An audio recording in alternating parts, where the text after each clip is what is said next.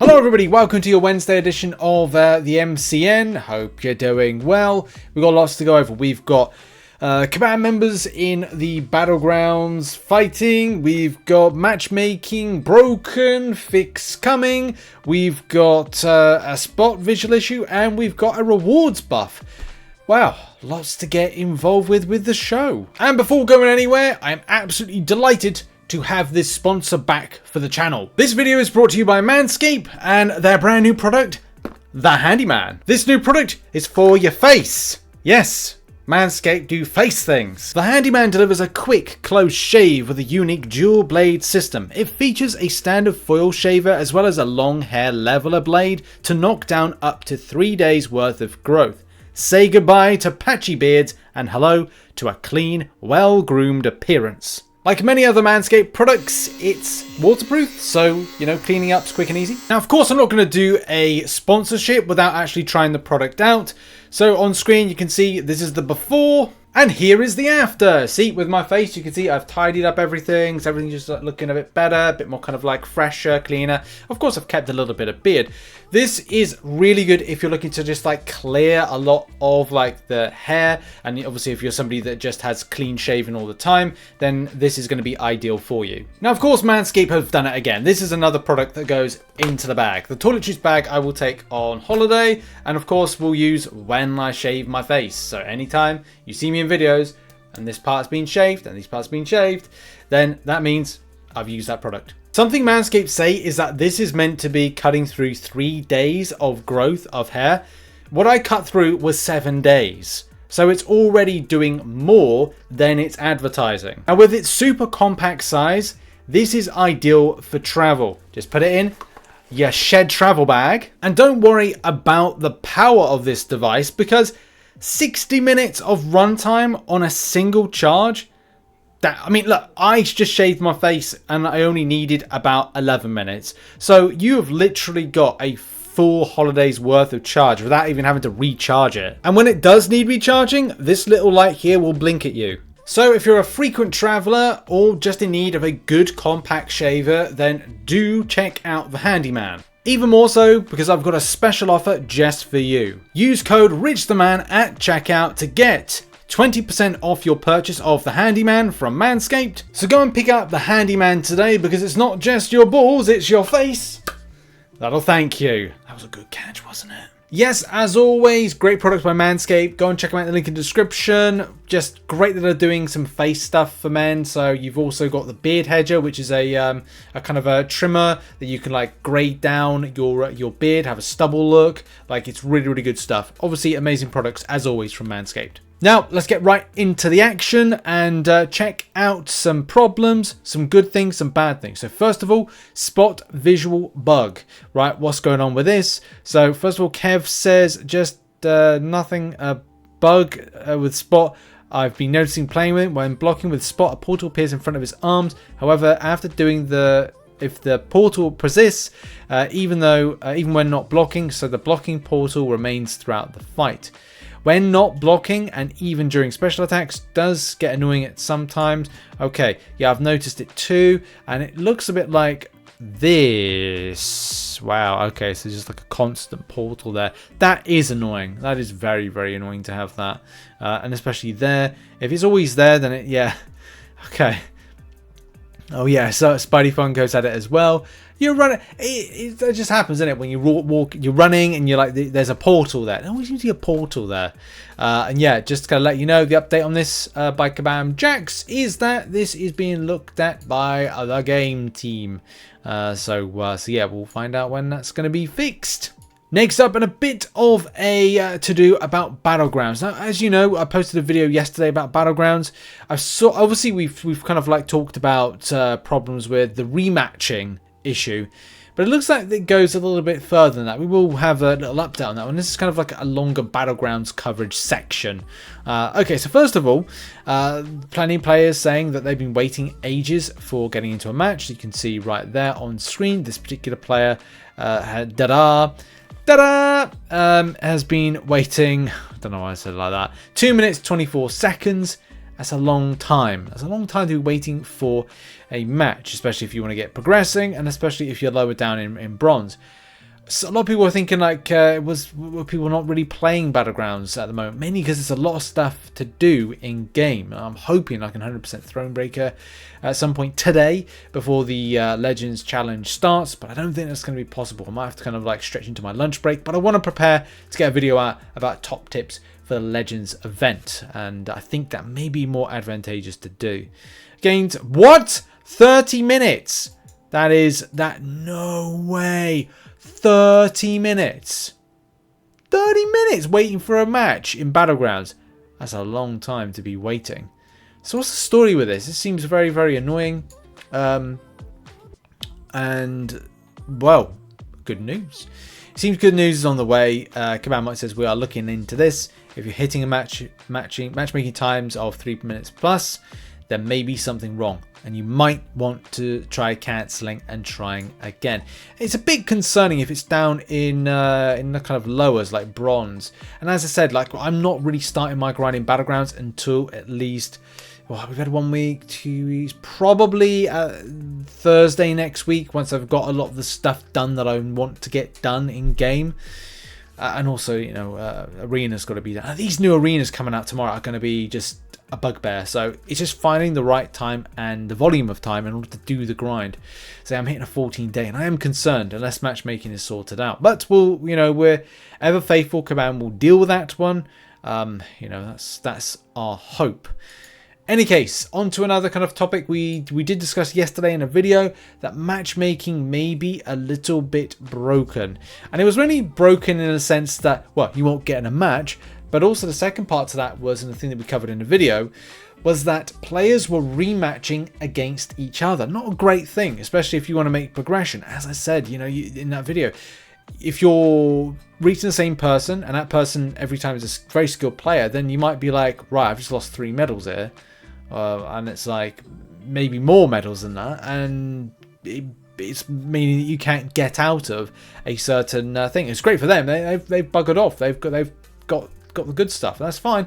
But then you're stuck there going, great. Well, I've lost 3 times in the same fight against the same person. I mean, look, if it's an equal fight, it's an equal fight. But it's an uneven fight, then you're being stomped on, and that's not very good, is it? And the same thing, like, you know, do people care if they're stomping on people? I don't think so. But in any case, it was like, I wonder whether or not this would actually be acknowledged as a legitimate problem. And Kabam have acknowledged it as a legitimate problem. That's just good. So Jack said, hey, summoners, the team is looking into matchmaking this morning. They're aware of the rematch issue and are confident they'll have a fix implemented soon. So hopefully soon means today, but we'll have to see. You know, it's good to see Kabam Jax and Kabam Mike out and about, both independently, kind of getting stuff communicated to the community, which is always a good thing. Community and communication, it's a great thing. Now we're going to move on to a very interesting topic, and it's Kabam developers playing in Battlegrounds. Kabam developers playing their own game? My word. Look, it depends what you want to make of this. I've seen some people have some takes where they think that something nefarious is going on. If something nefarious was going on, then this Kabam developer would have probably won. Maybe. Possibly. I don't know. But fair play, they got to Vibranium 3. This particular Kabam Dev, who's is playing in this particular alliance. And yeah, fair play. Their particular account is well, good. It looks very good. I mean, it's got more than I've got. This is probably a spending account. I know some people would say at this particular point in time, oh, this just means that they are they've given themselves free stuff. From how I gather, and again, this is just based on some stuff that I've heard. So what I've heard from a lot of Kabam devs is they have their own accounts. Some of the time they will spend in their own game. You know, Kabam Mike has said in the past he spent in his own game, their own game, on their own account. But look, I guess that's the thing, isn't it? Like, I don't think that we should be going down that route. I mean, look, if it was a kind of like a stonking account and people were like really kind of worried about stuff, then of course this particular player would have probably won. But did not win with a... Again, I don't know the situation. I don't know the scenarios. You know, we've not seen like, this particular player who's kind of outing this Kabam dev. It's not showcased any footage of how they played, that kind of stuff. Anyway, let's see what Kabam have to say about this one. So Jack says, I'd like to elaborate a little here, But first, let me thank you. The vast majority of you have approached and discussed this topic very level-headed. I feel this topic could have spiraled into a lot of yelling pretty quickly, and I was pleasantly surprised this morning. Believe it or not, this community is actually pretty good. I think it's because they want to see stuff like this. Kabam devs playing the game, understanding the game. There's also a lot of issues when it comes to is anything tested before it goes into game, and that's something to kind of like go over. You know, it may be a case that this particular Kabam dev went, do you know what? Number one, I think matchmaking is a little bit weird of late, and as well the matchmaking time is not good. The matchmaking time is not very good. Maybe they did, maybe they didn't. But you know, if people are playing it and noticing it, then that's the thing as well. And I think that's the thing. Kabam developers should be encouraged, not just to go, you know, when they finish their day or, you know, I'm done with the office. It's being encouraged to, like, you know, well, in the office as well, like, hey, do you want to go? We'll play a bit through this. What do you think about this? You know, sit in one of those pods that Kabam have, the Kabam HQ, you know, encourage them to have an hour, maybe 2 hours, and go like, oh, I just went through a BIS today. I think it's kind of a bit out of touch. Or I went through this content with this champion. This was good, but I think we need to change this. Have those conversations, do those things. And I hope that's the case that Kabam CEOs or the Kabam CEO, wherever it is identifying like new ways to kind of like encourage staff to find out stuff. Maybe they are doing it already. Any case, firstly, Kabam employees have always played MCOC, and we have always been very clear about that. There's probably a joke in that. The comments of do they even play their own game? It's pretty weird that we said that. Have always made us chuckle. Some of us, definitely not me, are actually very good, but every one of those accounts is earned. We do not have access to every champ, and we cannot play any strings to earn, win, grant resources. We play the same way as you play, but you do spend money. Because if that was the case, right, I would have what they have. But I don't, because I don't spend. So yes and no with that. That's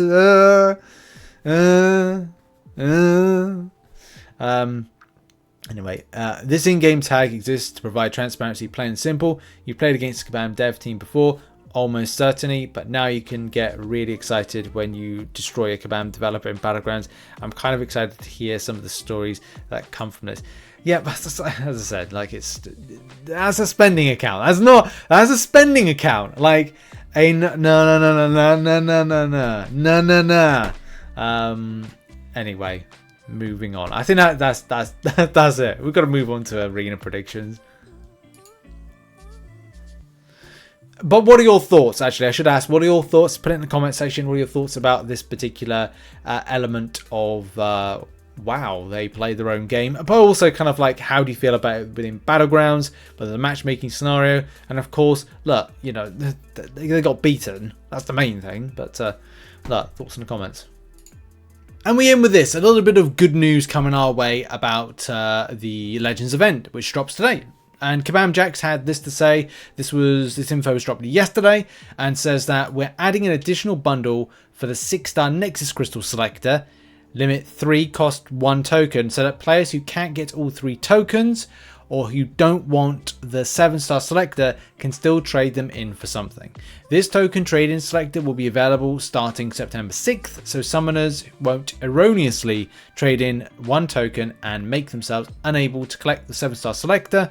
We also updated the existing Legends token bundle to include tier 6 class Catalyst selector along with the 7-star champ selector. So that's amazing. Rewards bump there. Rewards buff. Good to see. That's positive news and helpful for the event that drops later on today and goes for the entirety of this month and a little bit into next month. Good luck everybody with the grind, and we'll be covering this content later on today. We end the show as we normally do with arena predictions on a Wednesday. So we've got Photon and we've got Wasp. So Photon as a 6-star, I'll go with 150 mil. I've kind of compared that roughly to a recent Kindred arena. Could be a case it goes that way, maybe not, but hopefully, you know, it's not as high. But you got to be very wary about this. As a 5-star, 35 mil. I think that's fair. 6-star Wasp, I'll go with 30 mil. But to be honest, you might even want to downgrade that to like a 25, maybe even a 20, to be honest. I'll go with 25 mil actually, just end it there. And 12 mil for the 5-star Wasp, which could even go 10 mil flat or a little bit lower than that. But that's it. That's been the predictions. Thank you very much to those that support the channel as a YouTube member, as a patron. Also, make sure to get involved with Manscaped. It's a fantastic product. It is a great gift. Honestly, I've been using these products for years. Long-term sponsor from this channel, and yeah, great products. Thanks very much, everybody. And also check out some other content located on screen, and I'll see you all soon. Have a great day. Bye-bye.